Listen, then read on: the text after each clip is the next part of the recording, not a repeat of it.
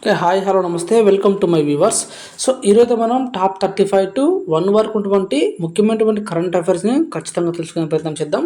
So ఇంకా ఎవరైనా సరే మన ఛానల్ సబ్స్క్రైబ్ చేసుకోకపోతే సబ్స్క్రైబ్ చేసుకునే ప్రయత్నం చేయండి. So let's go to video. ఇక్కడ చూడండి, ఇటీవల గ్లోబల్ పావర్టీ కన్సల్టెంట్ సంస్థ నైట్ ఫ్రాంక్ విడుదల చేసినటువంటి నివేదిక ప్రకారం భారత్లోని మిలియనీర్ల సంఖ్య ఎంత అని చెప్పేసి అంటుండు. సో భారత్లోని మిలియనీర్ల సంఖ్య వచ్చేసి ఎంత అంటే 85,698 అని గుర్తుపెట్టుకోవాలి అనమాట. ఓకేనా. నెక్స్ట్ క్వశ్చన్ చూద్దాం. ఇక్కడ 34 క్వశ్చన్ ఇక్కడ చూడండి. మూడవ ఎస్ఏబిఏ మహిళల బాస్కెట్బాల్ ఛాంపియన్షిప్ టైటిల్ 2025ను ఏ దేశం గెలుచుకుంది అంటుండు. ఓకేనా. సభా మహిళల బాస్కెట్బాల్ ఛాంపియన్ వచ్చేసి 2020కి గాను భారత్ అయితే గెలుచుకోవడం జరిగిందనమాట. ఓకేనా. Next question 33. ఇక్కడ చూడండి, the foundation for environmental education FEE ఇటీవల భారత్లో ఏ బీచ్ను బ్లూ ఫ్లాగ్ సర్టిఫికేషన్ రద్దు చేసింది. ఒక బీచ్కి చేసిందంటే ఈ యొక్క బ్లూ ఫ్లాగ్ సర్టిఫికేషన్ అయితే రద్దు చేయడం జరిగిందనమాట. సో ఇండియాలో. సో అది ఎక్కడ అంటే అది రిషికొండ బీచ్ అనమాట. ఓకేనా.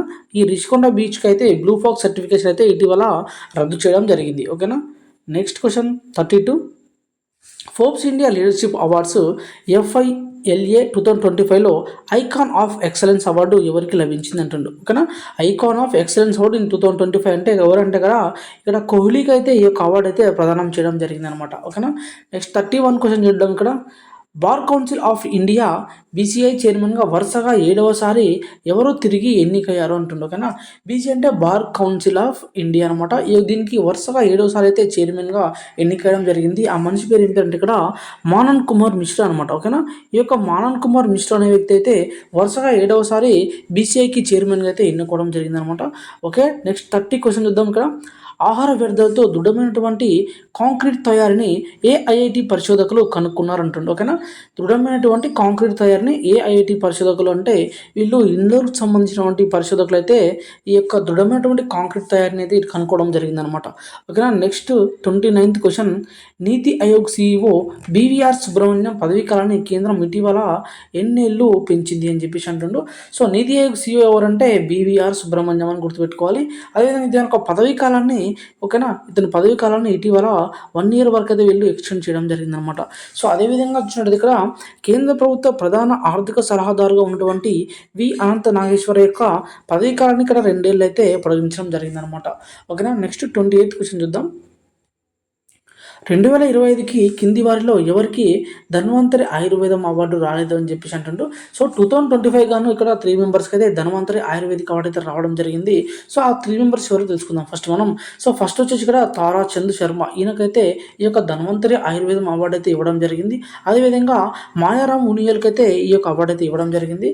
సో నెక్స్ట్ పర్సన్ వచ్చేసి సమీర్ గోవింద్ జమదగ్ని కూడా ఈ యొక్క అవార్డు అయితే ఇవ్వడం జరిగింది అనమాట.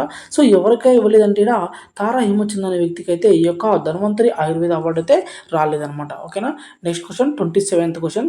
ఇటీవల మోదీ సందర్శించినటువంటి వంతారా కృత్రిమ అడవి ఏ రాష్ట్రంలో ఉంది అంటుండు. సో ఇటీవల మోదీ గారు సందర్శించారు ఇక్కడ వంతారా కృత్రిమ అడవి అనమాట. అంటే కృత్రిమంగా ఏర్పరిచినటువంటి ఒక అడవి అంటొచ్చు దాన్ని. సో ఈ వంతర అనేది ఎక్కడుంది అంటే ఇది గుజరాత్లో ఉందన్నమాట. ఓకేనా. ఇది ఎక్కడుంది అంటే ఇది గుజరాత్లో ఉంది. సో దీన్ని ఎవరంటే రిలయన్స్ ఇండస్ట్రీ వాళ్ళైతే దీన్ని ఏర్పరచడం జరిగింది.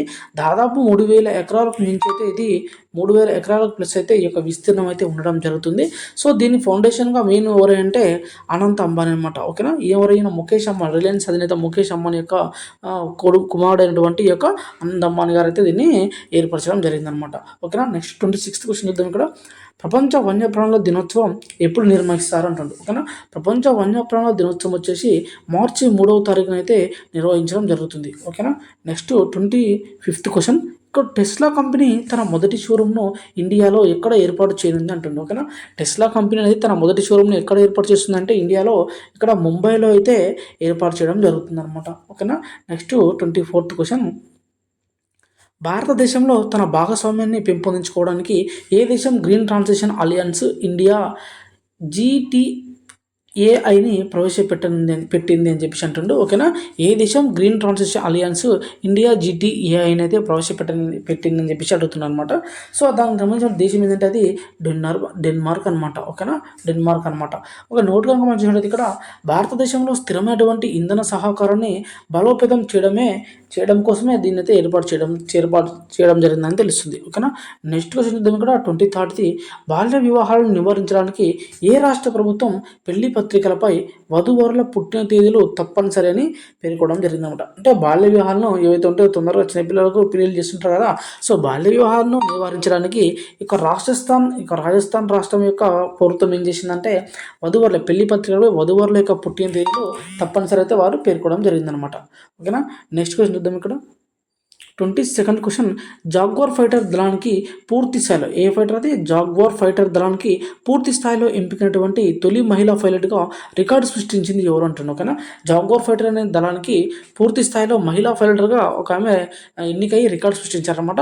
సో ఆమె పేరు వచ్చేసిందంటే ఆమె పేరు తనుష్క సింగ్ అనమాట. ఓకేనా, ఆమె పేరు వచ్చేసి తనుష్క సింగ్ అని గుర్తుపెట్టుకోవాలి. ఓకేనా, నెక్స్ట్ 21 క్వశ్చన్ వచ్చేసి ఇక్కడ పర్యావరణ అనుకూల వస్తువులను తయారు చేయడానికి దేశంలో తొలి బయోపాలిమర్ తయారీ కేంద్రాన్ని ఏ రాష్ట్రం ఏర్పాటు చేసింది అంటుంది. ఓకేనా, పర్యావరణం అనుకూల వస్తువులను తయారు చేయడానికి దేశంలో తొలి బయోపాలిమర్ తయారీ కేంద్రం ఎక్కడ ఏర్పాటు చేస్తున్నారంటే తొలి బయోపాలిమర్ వచ్చేసి ఇక్కడ యూపీలో అయితే ఏర్పాటు చేయడం జరుగుతుంది అనమాట.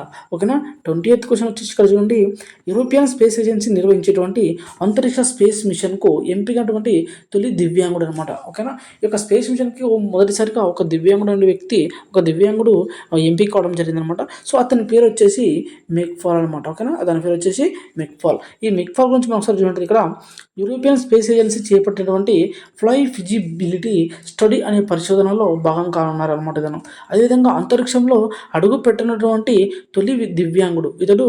అదేవిధంగా ఇతడు పారా అథ్లెట్ కూడా అని మనం గ్రహించాలన్నమాట. ఓకేనా, నెక్స్ట్ క్వశ్చన్ చూద్దాం. 19th క్వశ్చన్, 2023-24లో దేశీయ పర్యాటకులు సందర్శించినటువంటి టాప్ 10 ప్రదేశాల జాబితాలో ఆగ్రాలోని తాజ్మహల్ అనేది మొదటి స్థానంలో ఉందంట.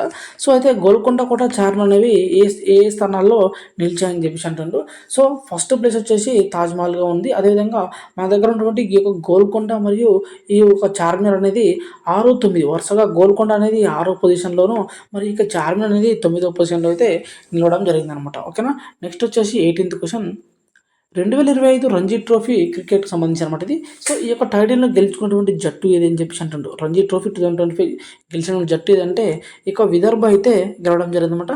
ఇది విదర్భ అనేది కేరళ మీద గెలిచిందని మనం గ్రహించాలి. అదేవిధంగా ఇది 3వసారి అనమాట.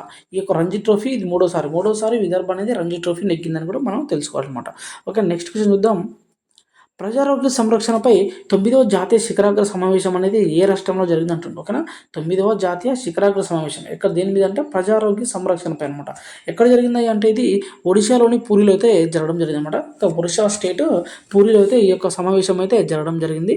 సో ఓకేనా, నెక్స్ట్ క్వశ్చన్ వచ్చేసి ఉరుగ్వే నూతన అధ్యక్షుడిగా ఎవరు నియమితులయ్యారు అంటుండ్రు. ఓకేనా, ఉరుగ్వే దేశం యొక్క నూతన అధ్యక్షుడు ఇటీవల ఎవరు నియమితులయ్యారంటే ఎమండు ఓర్చినటువంటి వ్యక్తి. ఓకేనా, ఎమండు ఓర్చినటువంటి వ్యక్తి అయితే నియమితులవడం జరిగిందనమాట.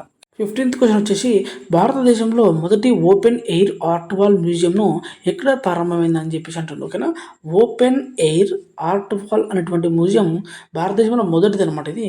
సో ఇది ఎక్కడ ప్రారంభమైంది అంటుండ్రు. సో ఇది వచ్చేసి న్యూఢిల్లీలో అయితే ప్రారంభమైందని గుర్తుపెట్టుకోవాలన్నమాట. ఓకేనా, నెక్స్ట్ క్వశ్చన్ చూద్దాం. ఇంగ్లీష్ను అధికార భాషగా ప్రకటిస్తూ సంబంధిత ఉత్తర్వులపై అమెరికా అధ్యక్షుడైనటువంటి వారు ఎప్పుడు సంతకం చేశారంటుండ్రు. ఓకేనా, ఇంగ్లీష్ను అధికార భాషగా ప్రకటిస్తూ సంబంధిత ఉత్తర్వులపై అమెరికా అధ్యక్షుడు ఎప్పుడు సంతకం చేశాడు అంటే ఈయన మార్చి 1, 2025 అయితే ఈయన సంతకం చేయడం జరిగింది, ఇంగ్లీష్ను అధికార భాషగా చేస్తూ. ఓకేనా, నెక్స్ట్ క్వశ్చన్ చూడండి. మనకి ఇటీవల భారత్ పర్యటనకు వచ్చినటువంటి EU కమిషన్ అధ్యక్షుడు అనమాట. EU కమిషన్ అధ్యక్షురాలు ఎవరే అంటే ఆ పేరు ఉర్సులా వాన్ డెర్ లియన్ అనమాట. ఓకేనా, ఉర్సులా వాన్ డెర్ లియన్. ఓకేనా, గుర్తుపెట్టుకోవాలి, ఇంపార్టెంట్ ఇది.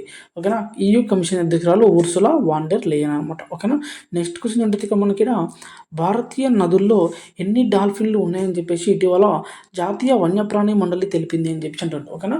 డాల్ఫిన్లు వచ్చేసి మనకు మన ఇండియాలో నదుల్లో దగ్గర దగ్గర దగ్గర దగ్గర పర్ఫెక్ట్గానే 6,327 ఈ యొక్క డాల్ఫిన్లు అయితే ఉన్నాయని తెలుస్తుంది. సో ఎక్కువగా అయితే యూపీలో ఉంది, నెక్స్ట్ బీహార్ అదేవిధంగా వస్తుందన్నమాట. ఓకేనా. ఎక్కువ అయితే యూపీలో ఉన్నాయని తెలుసుకోవాలి. ఓకేనా. 63, 27 ఈ యొక్క ఫిగర్ గుర్తుపెట్టుకోండి. ఓకేనా. డాల్ఫిన్స్. నెక్స్ట్ క్వశ్చన్ ఏంటంటే మనకి క్రింది వాటిలో 97వ ఆస్కార్ అవార్డులకు సంబంధించి సరైనది గుర్తించండి అని చెప్పేసి అంటుండు. సో ఇక్కడ ఉత్తమ అంతర్జాతీయ చలనచిత్రం వచ్చేసి I am still here. Okay, ఇది కరెక్ట్ ఆప్షన్. ఓకేనా. ఉత్తమ అంతర్జాతీయ చలనచిత్రం పేరు వచ్చేసి ఐ యామ్ స్టిల్ హియర్ అనేది కరెక్ట్. నెక్స్ట్ ఆప్షన్ ఏంది, ఉత్తమ డాక్యుమెంటరీ ఫీచర్ ఫిల్మ్ పేరు నో అదర్ ల్యాండ్. ఇది కూడా కరెక్ట్ అనమాట. ఓకేనా. ఉత్తమ డాక్యుమెంటరీ ఫీచర్ ఫిల్మ్ ఇది నో అదర్ ల్యాండ్. సో ఇది కూడా కరెక్టే. నెక్స్ట్ ఉత్తమ విజువల్ ఎఫెక్ట్స్ సంబంధించి జూన్ పార్ట్ 2. సో ఇది కూడా కరెక్ట్ అనమాట. సో నెక్స్ట్ ఇక్కడ సి ఆప్షన్ ఏంటంటే మనకి ఇక్కడ ఉత్తమ యానిమేటెడ్ ఫిల్మ్ వచ్చేసి అనోరా అని చెప్పేసింది కదా. సో ఇది కాదనమాట, ఇది ఫ్లో అనే సినిమాకి అయితే రావడం జరిగింది. ఓకేనా. ఉత్తమ యానిమేటెడ్ ఫిల్మ్ వచ్చేసి అనోరా. సో దీనికి సంబంధించి ఏబిడి కరెక్ట్ అవుతుంది అనమాట. ఓకేనా, ఏబిడి కరెక్ట్ అవుతుంది. సో ఇక్కడ 97 ఇప్పుడు వచ్చినటువంటి ఆస్కార్ అవార్డ్స్ అనేవి 97 అనమాట. నెక్స్ట్ ఆస్కార్ అవార్డులో ఉత్తమ యానిమేటెడ్ ఫిల్మ్ పేరు ఉంది ఫ్లో. ఓకేనా, గుర్తుపెట్టుకోండి ఫ్లో. ఓకేనా. నెక్స్ట్ క్వశ్చన్ చూసే ప్రయత్నం చేద్దాం. 97వ ఆస్కార్ అవార్డులకు సంబంధించి కింది వాటిలో ఇది కూడా ఆస్కార్ అవార్డు సంబంధించింది సరైనది అంటుండు. సో ఇక్కడ ఏంటి ఉత్తమ చిత్రం వచ్చేసి అనవరా. ఓకేనా. 97వ ఆస్కార్ అవార్డులకు సంబంధించి ఉత్తమ చిత్రం పేరు ఏంటంటే అనవరా. సో ఇది కరెక్ట్ ఆప్షన్. నెక్స్ట్ ఉత్తమ నటుడు ఆడ్రియన్ బ్రాడీ అనమాట. ఓకేనా. ఉత్తమ నటుడు పేరు ఏంటంటే ఆడ్రియన్ బ్రాడీ. ఇది కూడా కరెక్ట్ ఆప్షన్. నెక్స్ట్ ఉత్తమ నటి ఎవరు అంటే మైకే మాడిసన్. ఓకేనా, మైకే మాడిసన్. ఇది కూడా కరెక్ట్ ఆప్షన్. నెక్స్ట్ ఉత్తమ దర్శకుని పేరు ఏం పేరు అంటే ఆయన పేరు సీన్ బేకర్ అనమాట. ఓకేనా, సీన్ బేకర్. సో ఇది కూడా కరెక్ట్ అనమాట. సో దీనికి సంబంధించి ఆల్ ఆప్షన్స్ అనేవి కరెక్ట్ అవుతున్నాయి అనమాట. ఓకేనా. నెక్స్ట్ క్వశ్చన్ చూద్దాం. 9th question. ఓకే, క్రింది వాటిలో సరైనది ఇది అంటుండే. ఓకేనా, క్రింది వాటిలో సరైనది అంటుండే. సో ఇటీవల Indian railway catering and tourism corporation, ఓకేనా, IRCTC, ఓకేనా, Indian railway catering and tourism corporation, Indian railway finance corporation, అదేవిధంగా IRFC, ఓకేనా, IRFC ఈ రెండింటిని అయితే నవరత్న హోదా అయితే ఇవ్వడం జరిగిందనమాట. సో ఇదివరకు అయితే మన ఇండియాలో మొత్తం 24 అయితే నవరత్నాస్ ఉండే అనమాట, నవరత్న కంపెనీలు ఉండేవి అనమాట. సో ఇప్పుడు ఎన్ని అంటే ఈ రెండింటితో కలిపి అవి 26కి అయితే చేరాయని తెలుస్తుంది. ఓకేనా.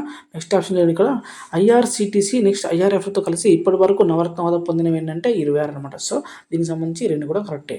నెక్స్ట్ ఆప్షన్ కూడా ఉంచండి. సో నవరత్న హోదాని ఎప్పుడు ప్రవేశపెట్టారంటే 1997లో ప్రవేశపెట్టారంట. ఓకేనా, ఇది కూడా కరెక్ట్ ఆప్షనే. 1997లో ఈ యొక్క నవరత్న హోదాను అయితే మన ఇండియాలో లాంచ్ చేయడం జరిగింది. ఓకే. నెక్స్ట్ క్వశ్చన్ చూద్దాం. సెబీ ఎన్నో చైర్మన్గా ఇటీవల తుహిన్ కాంత పాండే నియమితులయ్యారని చెప్పేసి అంటాడు. ఓకేనా. సెబీకి ఎన్నో చైర్మన్గా ఈ యొక్క తుహిన్ కాంత పాండే నియమితులయ్యారంటే ఈయన 11వ చైర్మన్గా అయితే ఈయన నియమించడం జరిగింది అనమాట. ఓకేనా. సెబీ చైర్మన్ ఎవరంటే తుహిన్ కాంత పాండే, ఈయన 11వ అని గుర్తుపెట్టుకోండి. ఓకే. నెక్స్ట్ 7th క్వశ్చన్ ఏంటంటే ఇక్కడ టీబీ నిర్మూలనకు ఏ దేశానికి చెందినటువంటి శాస్త్రవేత్తలు mRNA టీకాను అభివృద్ధి చేశారంటుంది. ఓకేనా. ఏ దానికంటే ఇదే టీబీ నిర్మూలనకు. ఓకేనా, టీబీ నిర్మూలనకు ఏ దేశంలోని శాస్త్రవేత్తలు mRNA టీకాను అభివృద్ధి చేశారంటే వీళ్ళు ఆస్ట్రేలియా చెందినటువంటి యొక్క శాస్త్రవేత్తలు mRNA టీకాను అయితే అభివృద్ధి చేయడం జరిగిందనమాట. ఓకే. నెక్స్ట్ 6th క్వశ్చన్ చూద్దాం. ఇక్కడ ఇటీవల RBI ఆర్థిక అక్షరాస్యత వారోత్సవాలను ఎప్పుడు నిర్వహించింది అంటుంది. ఓకేనా. RBI అనేది ఆర్థిక అక్షరాస్యత వారోత్సవాలను ఎప్పుడు నిర్వహించింది అంటే ఫిబ్రవరి 24 నుంచి 28 వరకు అయితే నిర్వహించడం జరిగింది అనమాట. ఓకేనా, ఫిబ్రవరి 24 నుంచి 28 వరకు నిర్వహించడం జరిగిందని గుర్తుపెట్టుకోండి. ఓకే. అదేవిధంగా ఈ యొక్క RBI ఆర్థిక అక్షరాస్యత వారోత్సవాలకు థీమ్ వచ్చేసిందంటే ఆర్థిక అక్షరాస్యత మరియు మహిళల శ్రేయస్సు అని చెప్పేసి నినాదం అయితే ఉందన్నమాట. ఓకేనా. నెక్స్ట్ చూద్దాం. మనకి 5th క్వశ్చన్. పేరు ఎంపిక చేసుకోవడం అనేది లేదా మార్చుకోవడం అనేది భారత రాజ్యాంగం కల్పించినటువంటి ప్రాథమిక హక్కు అని చెప్పేసి ఇటీవల ఏ హైకోర్టు అయితే తీర్పు వెలువరించింది అంటుండో. సో ఇది కూడా ఇంపార్టెంట్ క్వశ్చన్ అని చెప్పొచ్చు. నెక్స్ట్ పేరు ఎంపిక చేసుకోవడం లేదంటే పేరు మార్చుకోవడం సంబంధించి అలహాబాద్ హైకోర్టు అయితే తన తీర్పును అయితే వెల్లడించడం జరిగింది అనమాట, ప్రాథమిక హక్కు అని చెప్పేసి. ఓకేనా. నెక్స్ట్ క్వశ్చన్ చూద్దాం. 4th question.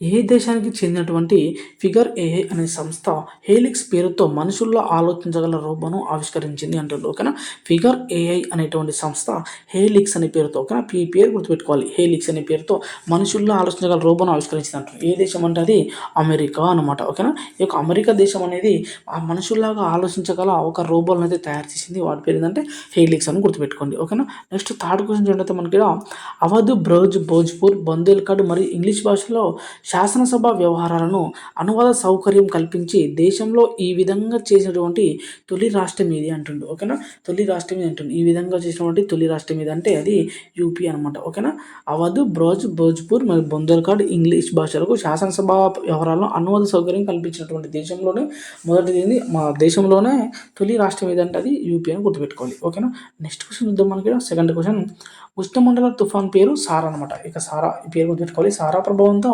నష్టపోయినటువంటి ఏ దేశానికి మన ఇండియా అనేది 26 టన్నుల మానవతా సహాయాన్ని పంపింది అంటుండు. ఓకేనా, 26 టన్నుల ఆహారం లాంటిది అనుకోవచ్చు. సో 26 టన్నుల మానవతా సహాయం ఏ దేశం పంపిందంటే అది హోండూరాస్ అనే దేశానికి, మన ఇండియా అనేది హోండూరాస్. ఎన్ని 26 టన్స్. ఓకేనా, 26 టన్స్. దాని పేరు ఉష్ణమండల తుఫాన్ పేరు సారా. ఈ రెండు గుర్తుపెట్టుకోవాలి. ఏ దేశం అంటే హోండూరాస్ అని గుర్తుపెట్టుకోండి. ఓకే, ఫస్ట్ చూద్దాం. ఇక ఫస్ట్ క్వశ్చన్, క్రింది వాటిలో సరైనది అంటాడు. ఓకే, ఇటీవల ప్రధాని మోదీ 119వ మన్ కీ బాత్ కార్యక్రమంలో ప్రస్తావించినటువంటి తెగ ఏంటంటే సోలిగ తెగ. ఇది మన్ కీ బాత్ 119. ఓకేనా, 119వ మన్ కీ బాత్ సోలిగ తెగ గురించి ఆయన మాట్లాడిండు. సో ఈ సోలిగ తెగ ఎక్కడ ఉంటుంది అంటే కర్ణాటకలో ఉంటుంది అంటుండు. సో ఇది కరెక్ట్ ఆప్షనే. నెక్స్ట్, దేశంలోని టైగర్ రిజర్వ్లో నివసించేందుకు అధికారికంగా హక్కులు పొందిన తెగ ఏదైనా ఉందంటే అది సోలిగ తెగ అంటుండు. సో ఇది కూడా కరెక్ట్ ఆప్షన్ అనమాట. నెక్స్ట్ థర్డ్ ఆప్షన్ ఏమంటుందంటే సోలిగ తెగ వారు పులులను సంరక్షిస్తారు అంటుండు. సో సోలిగ తెగ వారు ఖచ్చితంగా పులులను సంరక్షిస్తారు. ఇది కూడా కరెక్ట్ ఆప్షనే. నెక్స్ట్, మన్ కీ బాత్ అనేది 2014 అక్టోబర్ 3న ప్రారంభమైంది అంటుండు. ఓకేనా, మన్ కీ బాత్ అనేది 2014లోనే స్టార్ట్ కావడం జరిగింది, అక్టోబర్ 3న. ఓకేనా, సో దీనికి సంబంధించి ఏబిసిడి అన్ని కరెక్ట్ అయితే. నెక్స్ట్ ఇక్కడ నోట్ చూద్దాం మనకి. 2011 నాటికి ఈ తెగవారు కర్ణాటకలో ఎక్కువగా ఉన్నారనమాట.